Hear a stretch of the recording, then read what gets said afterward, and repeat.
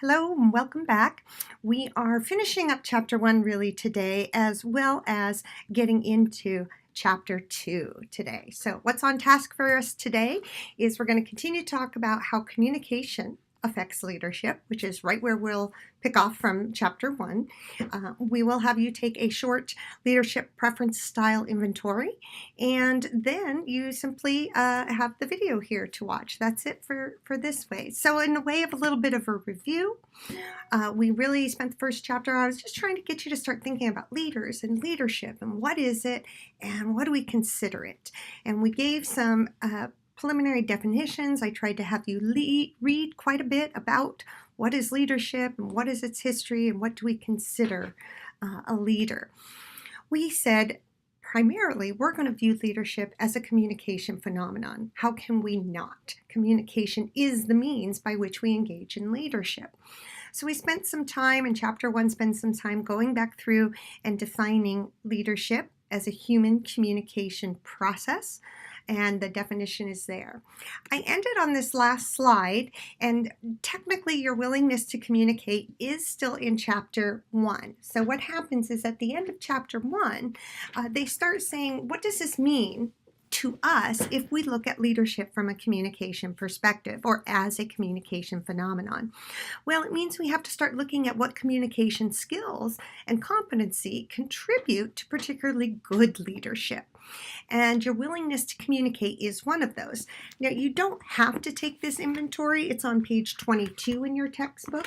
This one's optional, but certainly you can if you want to. And some of the research is very interesting because whether or not you decide to communicate with others gives impressions of you. And those impressions also determine if other people want to make relationships with you. And so on page 23, there are a bunch of bullet-pointed conclusions about this. And some of these are really important. This is that high willingness to communicate are viewed as more credible, more attractive. High willingness communicators find themselves to be hired and promoted more. They also stay organized. There's a whole list on 23 that says if you talk more, if you are willing to communicate more, this usually has a positive impact on your people influence and communication skills.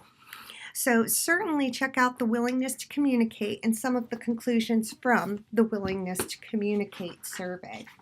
Again, that one is optional, but again, if you'd like to find out more about your communication willingness, you can do that. So right about here is where we then jump over into chapter 2. And chapter 2 introduces us on page 42 to 3 very classic styles of leadership. These should be something you're very familiar with. The first is democratic, which involves giving everyone participation and choice in the process. It's just a generic definition. Authoritarian, which is a leader who has complete control, all decision-making power, so you basically do what you're told. And we have laissez-faire. And laissez-faire is a leadership style. We say it's hands-off. You probably don't talk to people. You don't give them a lot of guidance. You don't engage in a lot of communication with them. So it's a very hands-off leadership style approach. So those are very basic. But your book does go through and gives some really nice tables on 42 and 43 about some of the positives and the benefits of each style. Particularly, when is democratic leadership effective versus when is authoritarian leadership effective? And can authoritarian leadership be effective? And yes, it can. And we often say that in crisis situations is when we want authoritarian leadership, someone to just take charge and start telling people what to do. Because oftentimes in times of panic or crisis, we can't sit down and make a circle and get everybody's opinion about what we should do while we flood away or something like that. So I think laissez-faire is very interesting because I do think it is a style that millennials and the next generation are embracing a little bit more, where I want to do what I want to do when I want to do it, and I really don't want anyone controlling or telling me anything. So we'll talk a little more about those, but definitely take a look at those 2 styles. You can find out which style you are most in line with using, and I can make some guesses as to which one that might be, but the leadership communication style preference is on page 51.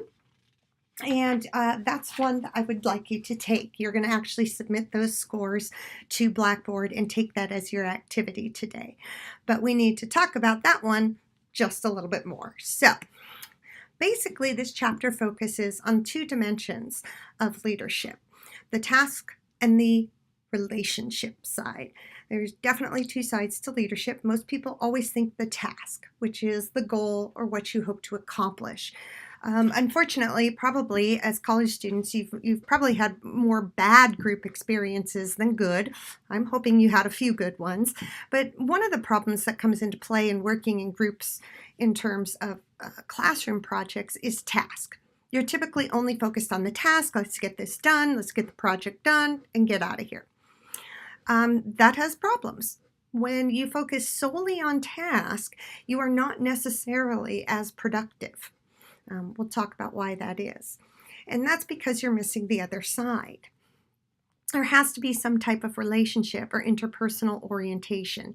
And if there isn't, it can make getting the task very difficult. So if you work with people and you like none of them and you have no relationships, getting up and going to work might even be a burden for you because you're just getting up and going to stamp, shoes or whatever it might be in a task.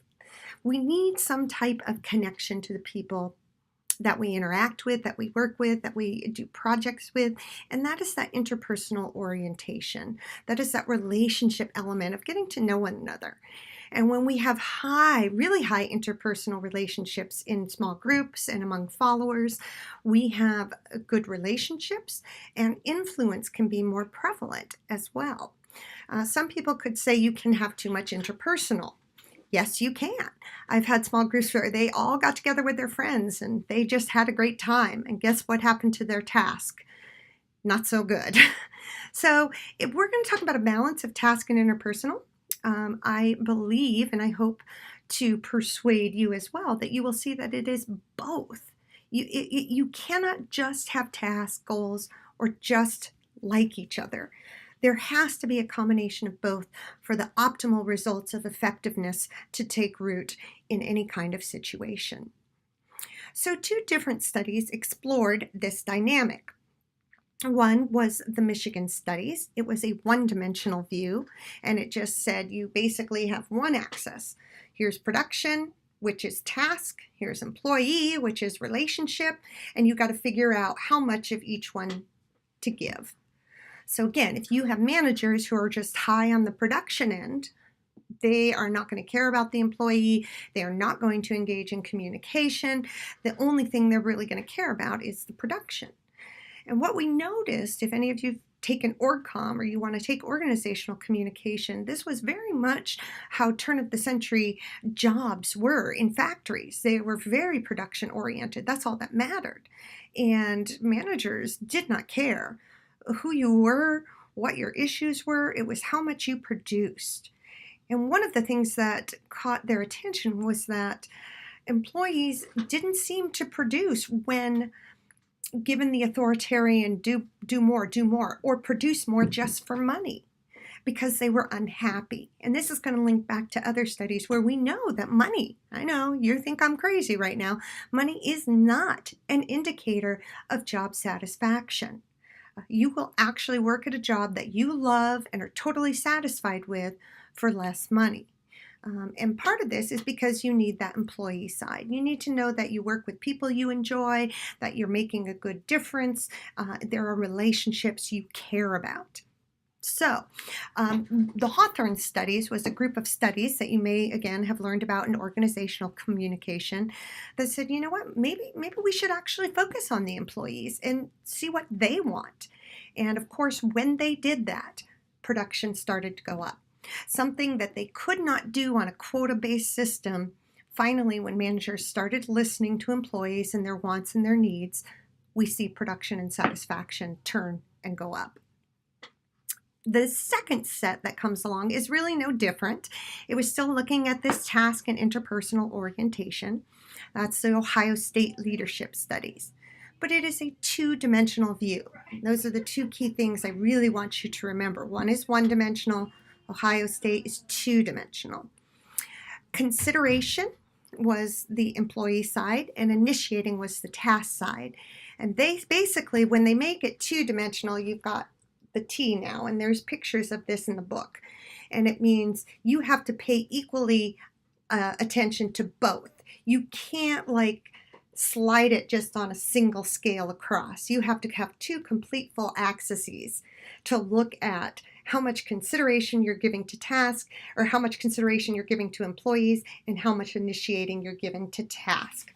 So again, your book explains this incredibly well, and there's a little diagram right down here on page 50. So it's that leadership preference. Are you more task-oriented or are you more people-oriented? This is something that's good to know because it might help you define your behavior in a group setting. Do you prefer to just get down to task, or do you prefer to get to know people? And here's the thing. Both are important, and a lot of people misunderstand leadership and think they have to be a taskmaster to be a leader. I would say you need a relational leader as well, someone who's caring about the group atmosphere, getting to know people, making sure people feel comfortable and are happy. So we need both desperately in leadership. There you see again the leadership. Low initiating structure, low consideration, two full axes with which to play with. So you are taking that self-assessment. We're going to keep going. It gives you a list of different task behaviors as well as the type of things you would do if you were someone who maybe preferred more in relationships than task. So another theory that comes out of organizational communication is McGregor's theory of X and Y. And this was a theory that managers held. Again, an important point there. Managers held this assumption about workers. And this was very true again at the turn of the century in factory workers. Most managers came out with theory X, that you dislike work, you will avoid being productive at all costs, and we have to strictly supervise you. And this, unfortunately, theory X, I think, is still prominent in the workplace today. If you have ever worked for a boss that's very micromanagement style, always checking you, always thinking you're trying to shirk your responsibilities, or oh, you showed up 5 minutes late, are you going to pay? I was in line at the grocery store and a clerk had just come up and she'd clocked in, and the other manager said, well, where were you? She said, oh, well, I went to the restroom. And they said, on the clock? And I thought, oh my gosh, I would hate that in terms of someone, where am I every second? And if I was not engaging in something productive every second of the day without supervision, I think that would drive me crazy. But that's theory X. Managers think they have to keep an eye on you 24/7. Managers that are theory Y, we see a lot right now coming into play. I think this was really kind of the millennial generation. They believe that work is as natural as play. As a matter of fact, we don't even really call it work. When you graduate from here, you're supposed to have a career. Simon Sinek would say you want a purpose, whatever that means. If you are someone who listens to Simon Sinek, who is a very great leadership scholar, he has some interesting theories. We'll talk more about him. And that because you enjoy your work, you don't need to be supervised. You know what you're doing. I'll let you do it whenever you want to do it because I know it's your passion, another key phrase we hear a lot today, and your purpose.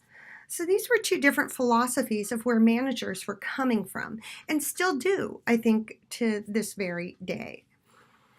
We have one more grid that basically said the same thing. Okay, again, looked at the concern for people versus the concern for production. This one, we've added more than just two styles, though. It's still dealing with, ultimately task and relationship, but we have 5 different types. And this is Blake and McSane's leadership grid. Basically, if you have a low concern for people and a low concern for production, we call that impoverished management. Or higher education. Ha ha ha. Okay. What that means, yeah, we don't care about you, and it's going to take us 5 years to mark that form and get that degree to you. That's impoverished management. If you're moderate on both, middle of the road, a lot of people would say, oh, middle of the road, perfect. It's the great compromise. No, we say compromise is definitely a lose-lose situation. Obviously, the high concern for production, low concern for people, authority, compliance, do what you're told. But now here's this other interesting one, which I see a lot as well, where you have no concern for production. You're all about keeping people happy, and you're not producing. And they call this country club management. We're having a really good time, but I don't know that we're doing much. Obviously, the best option would be what they call team management. You have a high concern for both the task and the people you work with. And honestly, when you start being able to produce and you connect with the people you're with, that's when you move from a group to a team. And what's unfortunate for many of you is probably when you've worked in small groups, you just haven't had enough time to become a team. And that's where we'll look at the difference between a group and a team. A team has much, much more relational concern for people. You have to be much more intuitive about knowing the people you're with. And there's a lot of sports teams that say when they're new, they don't know each other well. They don't work together well. Others, it seems like they know where the other person is on the court or the field at any given point in time because they are high in those relationships, and that is going to also increase production. So the end of this chapter then starts looking at some followers' communication styles. So how we as members in groups basically communicate as followers. As followers and as leaders, we have to deal with all kinds of followers. It's often difficult, even as a teacher, to deal with my isolates and my bystanders. It's also very hard for me to deal with my diehards. Let me explain what those are. Kellerman talks about these different types of communication styles. Isolates are people who obviously isolate. And so I have had people in a classroom who sit in the back and maybe they fall asleep. And yeah, it's typically in the back. Sorry, back row seaters. They do nothing to get involved. Nothing will reach them. It's very difficult as a leader when you're trying to engage a group towards a specific goal. Maybe that specific goal is just learning and they've isolated themselves from everyone. Bystanders are a little better. They will engage minimally, usually non-verbally. They're paying attention, but they're not communicating. And there is a difference. You can be, and I think this is critical. I give bystanders a lot of credit in the classroom because they show me that they're actively paying attention, but they don't ever say anything or engage. Participants and activists, we see a lot in comm classes. They're the ones who usually are going to speak out and participate and make comments. That willingness to communicate. The more willing you are to communicate, the more you are going to be perceived as credible and as a leader. But that's a curvilinear relationship because what happens to the diehards? The diehards almost participate too much. I had a student say to me one year I was teaching, why is there always that one student in every comm class who can never shut up? Okay, I don't know if that's true, but it doesn't even have to be a comm class. It can be any class. There's usually that one person who's a diehard and just has to make comments about everything or be involved to an overextent. And we actually do not view these people as leaders. Diehards can become a source of annoyance to leaders and followers alike. So certainly those styles are listed there, and I would encourage you to check those out. The last type they talk about is Kelly's two-dimensional follower types, and they look at, again, a grid of independent versus independent critical thinking versus active engagement. And that grid is on page 59, and I think that will help you understand. And here's what's interesting about this one. A lot of people are very critical thinkers. I had a student in a class. He kind of sat towards the front, but he never took notes. He doodled all over his paper, and he never made eye contact with me. And one day after class, he came up to me and he said, I like that lecture. That was really interesting today. I just about wanted to fall on the floor. I had no clue the kid cared anything about what I said or even heard it. But in fact, even though his nonverbals were not making sense to me, he was independently processing and critically thinking about it. So just because someone is sitting there and not actively communicating, they can be engaging in independent critical thinking. But we do tend to give more credibility to the active engagement folks. And certainly that could be a downfall of a lot of leaders, to dismiss the quieter folks who are independently critically analyzing situations, because they're usually the ones that when they do speak up, they have something very important to say. All right. The 4D fellowship model, again, looks at, I'm pretty sure this is the last one in your chapter, these kind of other ways we can look at or deal with follower. The disciple, followers, the doers, the disengaged, and the disgruntled. Obviously, disciples pretty much listen to everything you say, and sometimes I think that's not always the best either. Doers like to take action. You have people who are disengaged. That will be for a lot of you, if you become managers or work with people in your jobs. How do you engage people who are otherwise not? It's incredibly difficult. And then you have your disgruntled people who are just always upset about everything. Take a look at those. You're in chapter 2. That is the end of it. I do try to keep our videos a little bit short. I don't want you to overtire on this. You've got the book. The readings are there.